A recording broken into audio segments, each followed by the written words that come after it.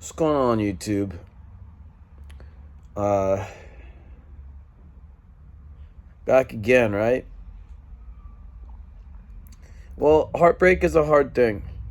You know, you you don't see it coming. It's just out of nowhere, a knife in your back and a hammer to your heart. And it just doesn't make any sense. And you spend all this time trying to rewind it and unwind it and find some sort of reason for the treason. Some sort of season for the behavior of unsavory actions, and wonder, how did we fall so far off track, son? Like, where are we, and where's the traction to keep us back in the action of our love and life that we had held so dear? And I don't really care what the Black Mirror says if it's going to be negative. I just don't have time for it. It's not fair to have somebody tear on me for what they see in a few minutes of pain or suffering and calling me names and whatever it is. I just like, next, thank you, no. If you've not walked a mile in a man's shoes, you still have not lived in his skin or felt what he feels within. And for anyone lacking that human condition of empathy and compassion and understanding, which is really hard to do, like, I'm an actor for a long time, and so I've been able to, like, kind of wear someone else's character and think and be and live in their skin, so to speak, as best I could. Build a world around them and think, why did they do these things? Why are they malicious? Why are they hurting? Why are they mean? Why are they loving? Why are they weak? Why are they strong? What is their motive? What is their inspiration? What is their reasons for the things that they do and have not done, or the lies they tell? And every character is kind of like more than one dimensional. So we're like they're written from, usually from real people, not AI. They're written from real people trying to simulate real situations. And when you're putting all this money behind them, that had to be verified as like somewhat logistical, reasonable, and real. They don't just like pull out anything and put $1 million or $10 million or $100 million behind something, So they're going to try and find characters that come off as being written on paper as real, then performed as real. What I'm saying is, this is because I can empathize and feel how it is to maybe walk a mile in someone else's shoes. And to walk a mile in someone else's shoes, then am I not going to fit right? And you're going to complain about the feet and the ankles and the hips and the road. Are you really thinking about their head? About their heart? About what's within the skin of where they're in and how they feel? Because the expression is walk a mile in a man's shoes. I would say live a year in a man's life. Living in his life. Fucking his wife. Whatever it is. Like, it's an impossible thing to really wear on and understand. So to anyone that's just going to come on here for 10 minutes and tell me you're mental and you're a maniac or whatever the line is, or whatever you want to say, have at her, boss. I don't care, but I don't have time for it. So if you're just going to come here and just drop negativity and smash on me and say you're a weak simp beta bitch, fine. If you're going to smash on me and say she never loved you anyways, bro, move on with your life, and be like harsh about me, fine. I don't really care what you want to leave in so you can then feel better about ragging on me. Like, that's why you're doing it, right? You're going online to say something shitty because you feel shitty and you think that shitting on me makes you feel better. So then I send you love and hope you get affection and continue your life in a good direction. Because obviously, if you're coming on here to make comments to me, to shit on me, to make me feel bad, it's to make yourself feel better, to elevate yourself. So if you want to come punch down, then go ahead. I'll lower myself for you, and you can punch me, and I can take it because I'm strong. I've taken a lot of abuse. I can handle a little bit more. but I won't endure it to the point where I need to have it mature it and watch it grow and like perpetuate it. I'm just gonna avoid those comments and those people. So we're back to the meat and potatoes of today's mistake, staking why we are feeling this way. And it's not easy to move on from love that you care about. It's 12 weeks, man. Like, it's 3 months of suddenly they're out of your life. It wasn't like there was 6 months or 8 months or a year of like clues of like, this isn't working and we're struggling and we're fighting, we're struggling and fighting. There was none of that.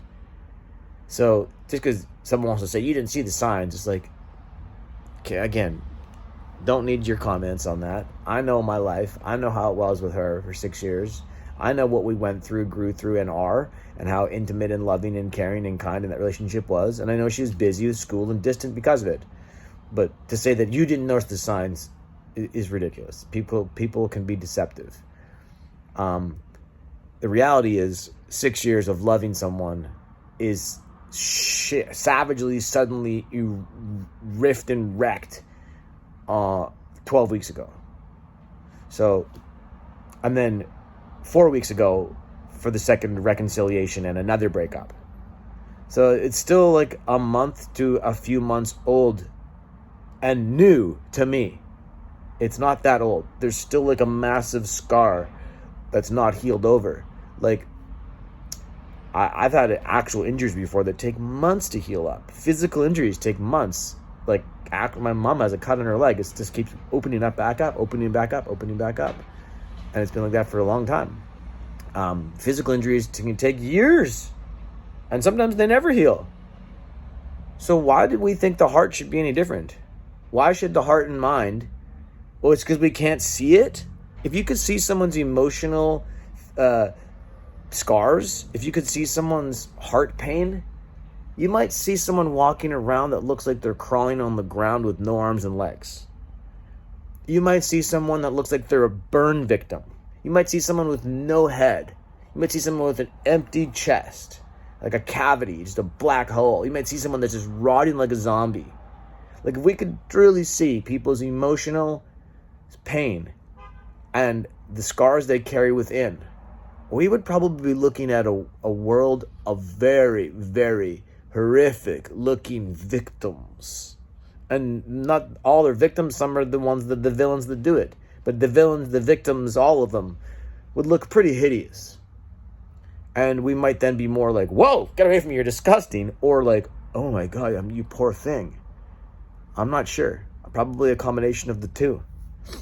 And no one can escape that. And some of us can escape it a lot longer. Some people get lucky. Like, my sister died when she was 29.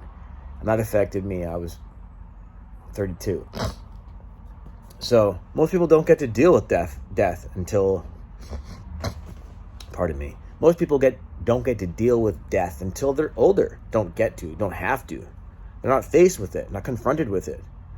My partner at the time, her sister died. My sister died, both 6 months apart. I had a friend die a long later from suicide. A couple other friends died of cancer, and some other friend died of suicide. Another friend died of cancer. It's just like, and then drugs.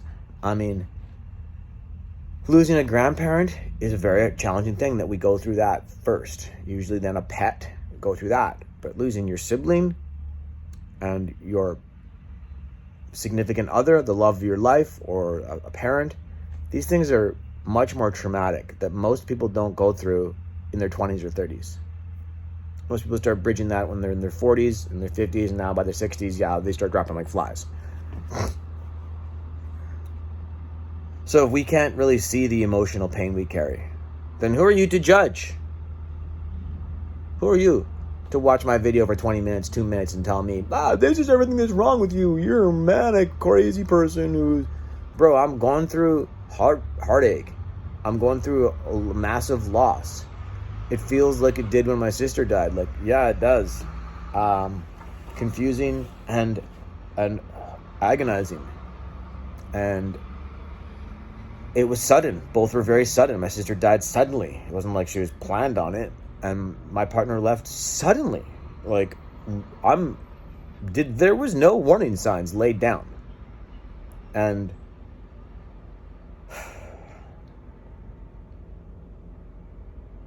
I'm still finding it difficult because I still love her, even though the lies and deception have been revealed.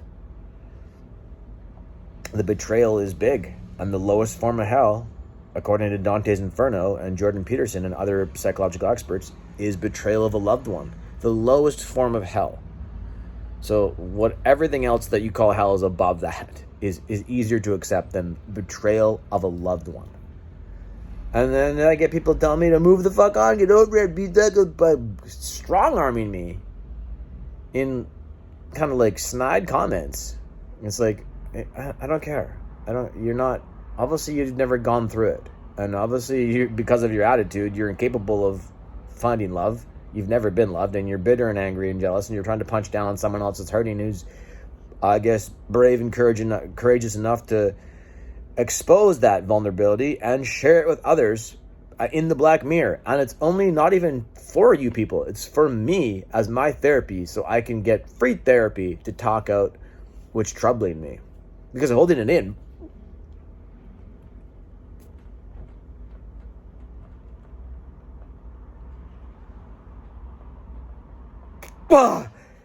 It's like holding your breath. With pressure, you're going to explode. Man, it's not a good idea.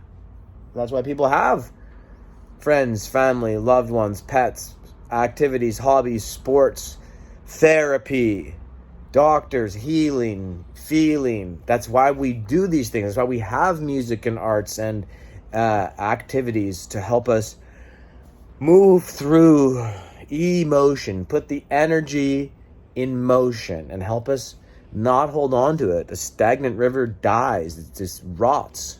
So my thoughts, exposing them, are for me to release them and not have to hang on to them and not avoid them. And therefore I don't have to suppress them and oppress them and regress them and then have this happen to profess it again. No, thank you. I'm going to learn the lesson this time. And then I can take however long it takes to heal my wounds, and I'll probably feel this forever because the scars don't go away. They're just there. Time does not heal all wounds, says the man in the paraplegic wheelchair. So that's where I'm at. And a minute ago I was crying because I wanted to pick up the phone, and by the time I picked up my phone, I had put them away. And I'm trying to write a letter. I'm trying to feel better by writing this cathartic letter and letting some of the thoughts holding me back it's on my phone, on a digital letter. It's not by hand because the amount of words hurt, the carpal tunnel syndrome.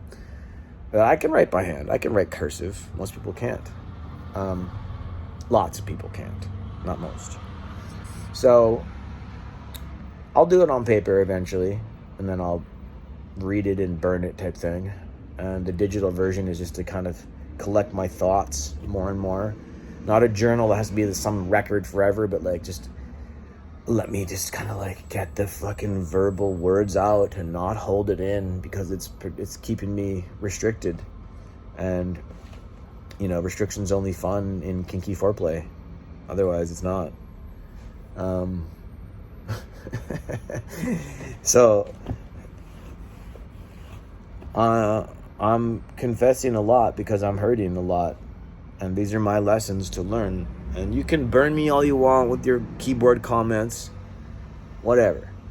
To the rest of you that are leaving kind, caring, compassionate, understanding feelings of like empathy and knowing how it feels to be growing through heartbreak and losing someone you truly love, and you can decide society, women do this and men do that, and they don't love you, man, and they don't love you like you, and she was using you. All the observations, okay, valid, validated, granted, ungrateful, forgiven, never forgotten. Not really forgiven, but trying to. So that's where I'm at. And I was crying a minute ago because I was deciding not to go to the gym today. What? Crying at the gym? No, because I was deciding I'm dealing with a lot of feelings, and I'm trying to get them on paper to release them from holding them inside me, and hoping through talking to the Black Mirror, I also get to relieve some of that as well. And you guys are cheaper than a therapist. Well, a therapist is good, and I did see them, and they're expensive, and I didn't really find them that helpful. So maybe I need to find a different therapist. I have not found that much healing through therapy so far, as much as I have through you guys. Because the therapist is like once a week for an hour. And it doesn't really cut the cloth, you know? It's not enough. It's just like, it's like if you go to the gym once a week for an hour, you're still going to look the same. You're still going to feel the same. You're not going to get that 1 power hour workout. Weekend warrior's not going to take you anywhere. You need to go every day. So, but like $250 every day at a therapist for 1 hour a day is making them very happy and making you very, very broke very, very quickly. It's really overpriced. And I noticed that they have these Marxist mentalities. I noticed it. They say stuff. I'm like, you're a commie. You're a commie Marxist ideology socialist. And I'm telling you all my secrets? I don't think that's a good idea. Like, I don't think it's a good idea. So, they can't be trusted. They're writing a file on you. I mean, I'm writing a file on myself, pumping out 88 videos in the past 12 months, 12 weeks. They're making a file on you, but everyone's collecting your data. What is it, data or data? That's the question. Does it matter? It's not, okay. Matt, M-A-T, Matt. Cat, C-A-T, cat. Fat. So it's data, not data. Right? It's not mate with like mate, Kate. It's those all have an E on the end. So to get the A, data, it's data. It's Matt, cat, dat, fat, sat, bat, rat, dat, as opposed to data. I know it's different emphasis on syllables, but still, this will always be me, because it's like I hear people saying it the other way, and it's like, I mean, you can say whatever you want, but I think it's, and I can't know which one was it? Data. Either way, they're collecting it on you, and it's I'm already helping them out. That's why I always avoided social media for many, many years, because I don't want to be into it. But too late. Started making stuff on 2023. I made 600 videos on my other channel. I think they're pretty funny. And I've gotten less subscribers on there in a year and a half of working on it than I did on here in 12 weeks. And I didn't even make this channel for likes and subscribes. I made this channel for me just to have somebody to talk to. So here we are in the Black Mirror, and I'm telling you all my fears. And now you can use them against me. Oh no! He loves things. He has a big heart.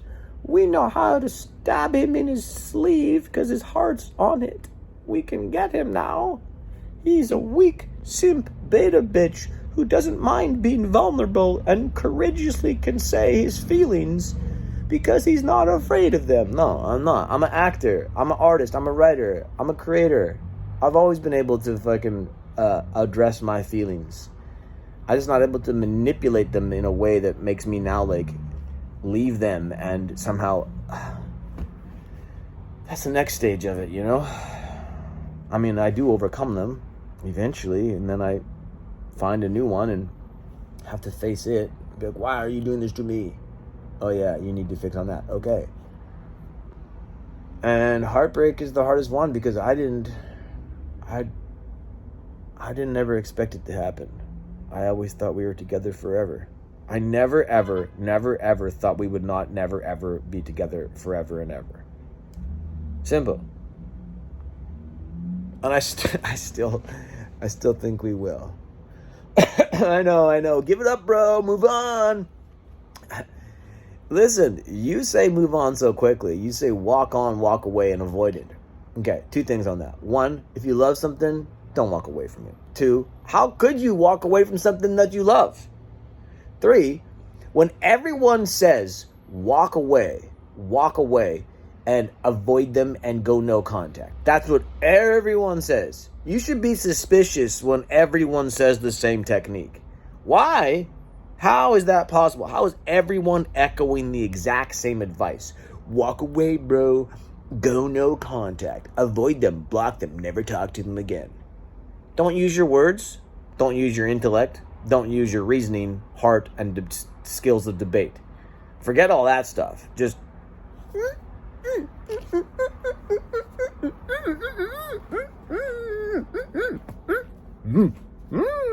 Like, what are we doing? That's as mature as we can get. Just... We're going to walk away. This is me walking away. I'm walking towards you. I'm walking away. Like, what are we doing? And every single therapist and online video and coach and person and professional and non-professional and G at the gym or everyone says the same thing. Man, when the relationship doesn't have what you want or need from it, then just shut up, don't say anything, avoid them, walk away, run away if you can, and completely avoid and block them, and don't use your big boy words. I find that suspicious. When everyone says the same thing, you should do the opposite. Everyone says get vaccinated. Was that a good idea? Was it? I mean, just look around. Everyone says vote Democrats. Is that a good idea? Just look around. Everyone says be super hardcore left liberal and so woke that we're going to go broke that it's a joke. I mean, was that a good idea? Are we really... Well, we should just stomp out the Constitution and forget free speech. Is that a good idea? Everybody says we should just support the wars and constantly send money to faraway shores to... Who knows what they're doing with it? Is that a good idea? You want to support war? So you support killing people. Is that a good idea?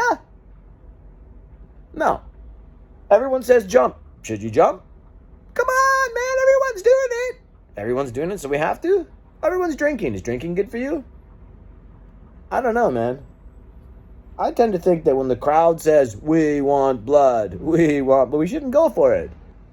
The crowd is not too loud. It's not, just because they're loud doesn't make them the most right or proud in their sense of being. In fact, the crowd is often loud and overly proud, and then we should question both. Pride's a sin. You know? So, I don't know. When everyone says walk away, and avoid them, and just go no contact, and all these things. So let's just imagine a family, a scenario, a comedy video on my other channel I was going to make, which like the kid says, Mom, can I have a cookie? The mom's like, no, I can't deal with this. I'm just going to walk away. And the mom walks away from the family. And the dad walks in and says, hey, where'd your mom go? She walked away, Dad, because I wanted a cookie. Shut up, kid. I'm walking away from you because you talk too much. Dad walks away. The kid then says to the teacher, teacher, my parents left me. What am I supposed to do? Teacher's like, do your homework or I'm walking away. And everyone just keeps walking away from everyone. Whatever the examples are, maybe those aren't my best ones. Point is, if everyone just walks away from everyone, then perfect. The Marxist institution wins. Everyone is separated, segregated, alone, delegated to their own zone, and no one gives a fuck about them, and no one will care. And we'll be run by clones and drones through our data. Does it matter? Let me tell you later. What I'm saying is the walk away technique that's everywhere is so prevalent that I think it's actually doing a disservice to us all. You're in a relationship. Honey, we need to discuss this very important issue. That's it. I'm walking away. It was just about leaving dishes in the sink. I mean, it's not... I'm going to break our relationship over that. You know? Everyone wants to walk away too quickly. And that leaves everybody broken. And then swipe next, swipe next, swipe next. The perfect person's out there. The perfect person is just waiting for you. No, they're not. They're not. And they're all going to do the same thing. We'll walk away, walk away. I was trained by propagated propaganda on social media and other peer pressure people that also went to the school of Marxist from the Long March Institution from about 1945 to now. But began in 1845 with Marx and Karl Engels, Frederick Engels and Karl Marx, who then led to World War I, who then led to Antonio Gramsci, who then led to the entire uprising of communism, which led to the Soviet Union and the USSR, and the KGB, which rules everybody today by spying on you through your data. Data doesn't matter. Yes, it does. And so in that, we all walk away. Yet we talk away. And so they know what you're saying and where you're going and what you're doing. And they have your locations monitor on so they know exactly that you walked away to every direction. Now we've got you in these little tiny boxes and we can control you. And then you further segregate yourself by DEI, BIPOC, equity, inclusion, racial segregation, separation, ageism, sexism, and all the isms that keep you separated and segregated as well. Further dividing us and conquering us. And then in a relationship, you have the one person you love, and we are against marriage because we're a bunch of Marxists and we don't like family, tradition, or faith. So forget all that stuff. But if you're still in a monogamous relationship and you haven't sold out on the polygamy ship of bullshit, an open relationship, which don't work. But if you're still in the matriarchy of two people, men and women coming together, and there's a little friction, then just walk away. And then nobody's together, and everybody's broken up. And then, once you've walked away, go no contact. Do not reach out to them. No contact. No contact. None. Then, after many months of them feeling bad and shitty, years later, you'll work on yourself, and then they'll show back up and say, hey, remember me? I was totally right for you. Yeah, you were, but too late now. I'm alone, and I'm happy being alone because I'm so bitter. Wow.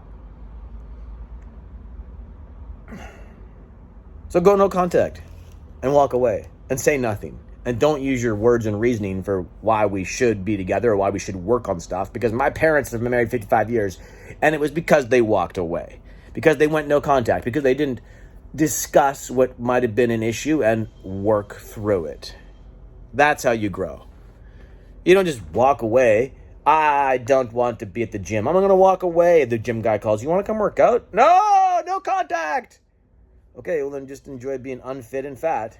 Hey, this is your boss calling. Do you want to come to work today and make some money and live your life? I'm just going to walk away. Well, okay, we'll come back tomorrow if you're not feeling well today. No contact. It doesn't work in any situation. Why are we perpetuating that as the way to get through heartbreak? Listen, man, you need to walk away. Whatever they did, just walk. Don't use your words and do not talk to them again. Block, delete, and go no contact. That's how you heal. And then work on yourself. Only work on yourself. Self-work is the only work in the world. Don't help others. You must only be self-serving and self-oriented. And that's true. It is good to work on yourself, to be strong and courageous and confident and have your own skills. But don't then share them with other people. Don't do that. Okay. Just be a bunch of isolated cells with cells talking to the black mirror as in cells. And, life will just fly by. And then one day you realize, damn, we're about to die and we didn't even fucking try to make it work because we all walked away and we're avoidant. Man. So I confront my emotions. I confront them. I'm not afraid to tell them. I'm not afraid to yell them. I'm not afraid to expel them. I'm not afraid. I don't give a fuck to act them out, to react to them, to feel them, to deal in them, to embrace them, and to try and face them, and try and replace them, and then erase them and make new ones. But heartbreak is the hardest one. When you love someone, and most of you never have. I mean, I'm sorry, but most of you probably haven't. Truly. I mean, truly. And I wish that we all could. I wish that we all could just truly Be more open and understanding, and instead of walking away, walking towards, and feeling, at least, like we talk about acceptance and inclusion and tolerance and all this stuff, and we should then be allowed to, we should be open to sharing who we are. We don't have to make us weak by doing it. It makes us strong by doing it. There's something inside your heart and soul. You can't suppress it. And you have to encourage it. So I'm asking you to be courageous. I'm asking you to be brave. I'm asking you to confront what you're hiding. I'm asking you to face the music. I'm asking you to embrace the song and dance, and to stand in the light of romance and take a chance on it, and tell people how you feel. And don't be afraid of love. And don't be afraid of professing it.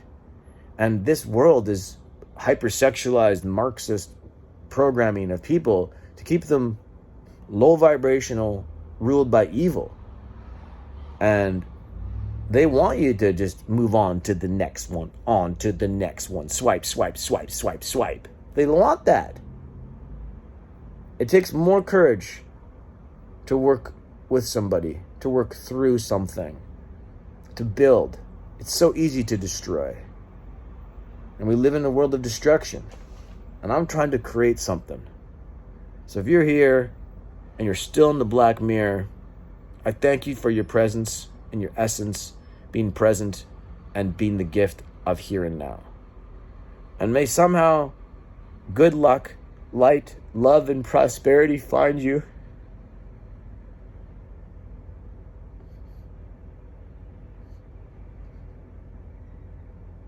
May your health be wealthy, and your wealth be healthy.